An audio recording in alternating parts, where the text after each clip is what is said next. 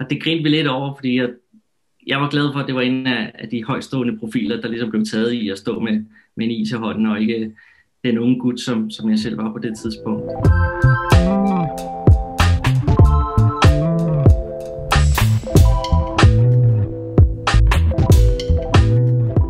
Jamen, det går godt. Jeg er glad. Jeg har en dejlig familie, der er sund og rask. Jeg er selv sund og rask. Så jeg har det rigtig, rigtig godt lige nu. Kampene mod Horsens har altid haft en stor betydning for mig. Der er ingen tvivl om, at den største kamp, jeg har haft i min karriere, eller måske den vigtigste kamp, det var imod Horsens på hjemmebane. Og det er i hvert fald en kamp, som jeg husker rigtig godt tilbage på. Det er jo ikke kun den ene dag, som jeg husker tilbage på. Det er jo flere dage op til. Altså, vi møder Brøndby et par dage i forvejen, hvor vi vinder på Brøndby Stadion. Og det resulterer så i, at hvis vi slår Horsens på hjemmebane, jamen, så vinder vi det danske mesterskab. Og jeg kan huske, at vi kommer ind i bussen efter Brøndby-kampen, der sidder vi bagerst i bussen og snakker lidt om, at hvor vil man bare gerne have, at den her Horsens-kamp, den lå dagen efter. Og der kan jeg i hvert fald personligt sige, at der begyndte det at krille lidt ned i maven. Altså man begyndte at blive lidt smånervøs og så utrolig meget frem til den her kamp. Og selve forberedelsen op til Horsens kamp blev også lidt atypisk. Jeg kan i hvert fald huske, at jeg dagen inden kamp spiste op på min tagterrasse sammen med min gode nabo, som også var min gode holdkammerat Mikkel Bækman. Og vi sad deroppe og fik grillmad og pølser og det helt store. Fordi vi havde det simpelthen sådan, at vi skulle simpelthen tænke på noget andet end fodbold. Altså den der Horsens kamp, den fyldte så meget, så vi havde et kæmpe behov for at tænke på noget andet.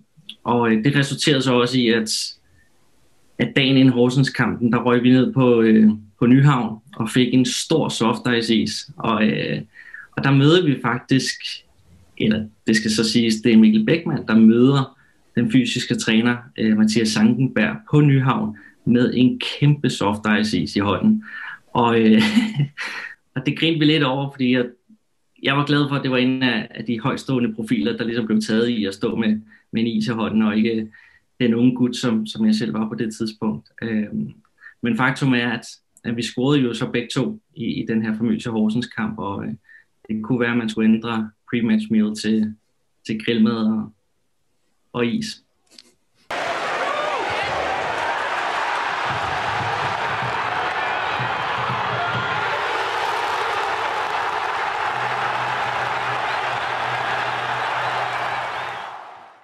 Målet, det var jo, kan man sige, forløsning for alle på stadion på det tidspunkt. Der fører vi jo gåsøjne kun 1-0, og vi er faktisk inde i en periode, hvor Horsens får presset en smule.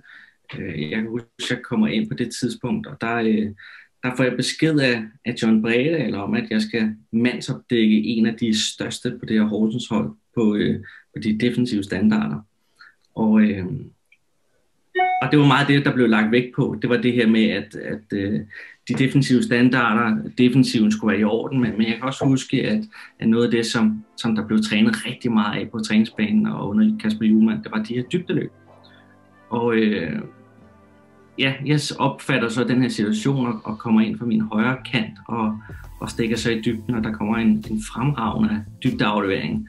Og mit eneste formål, det er bare at komme foran min direkte modstander. Så hvis han klapper mig ned, så er det direkte rødt til Horsens-spilleren. Og hvis han ikke gør det, så har jeg jo en fri mulighed for at komme i en mod en situation med Horsens-målmanden. Og jeg kan huske noget af det, jeg tænkte på vej ned mod målet, for der efterhånden, der er et rimelig stort stykke, jeg skal løbe ned. Og først og fremmest, der når jeg lige at tænke, jamen, er der offside? Og det kigger selvfølgelig også ud mod linjedommeren og kan se, at flaget bliver nede. Og så den eneste tanke, jeg har, det er, at jeg skal bare score det her mål. Fordi det vil sætte os i en rigtig, rigtig god position. Og heldigt med det iskolde højre ben, jamen, så gik den ind, og så var det i ren ekstase. Altså den er ikke lige frem, fordi jeg har scoret mange mål, og min jubelscener har aldrig været det bedste, men jeg kan huske, at det, som fyldte i det øjeblik, det var at se alle de glade mennesker, der var på lægterne, og der fik jeg en eller anden følelse af, det skal ud og deles med dem sammen med alle holdkammeraterne, og det var lige før jeg fik en fiberspringning af at hoppe over den bande, men det lykkedes, og vigtigst af alt, så vandt vi kampen.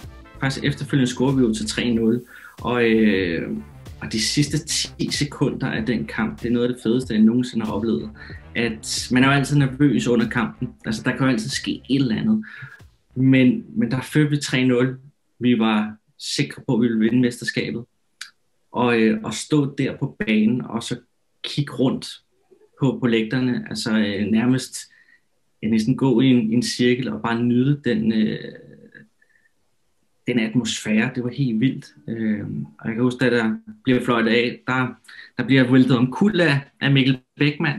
Og til at starte med, der tænkte jeg, at det er glædesros, det her. Og det første, han faktisk siger til mig, at du er da den største idiot. Jeg har altid sagt til dig, når du er alene med målmand, så skal du chip. Og det var ligesom hans første ord, og det var det første, jeg hørte, efter dommeren har flot af, det var, at jeg skulle selvfølgelig have chippet på målmanden, når man nu er alene med ham. Men efterfølgende, der var det jo bare i en glædesros. Jeg husker også, at alle tilskuerne kom løbende ind på banen og deltog også i festen. Og da vi så kom ned i omklædningsrummet, jeg vil ikke sige, at man faldt til ro, men alligevel så fik man den der følelse af, at det hele sidrede i en.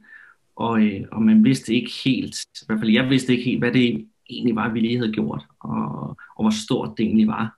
Og det kom så et par dage efter, men tiden efter kampen, det var bare en lykkeros og en glæde og en adrenalin, som jeg ville ønske, man kunne få lov til at opleve igen.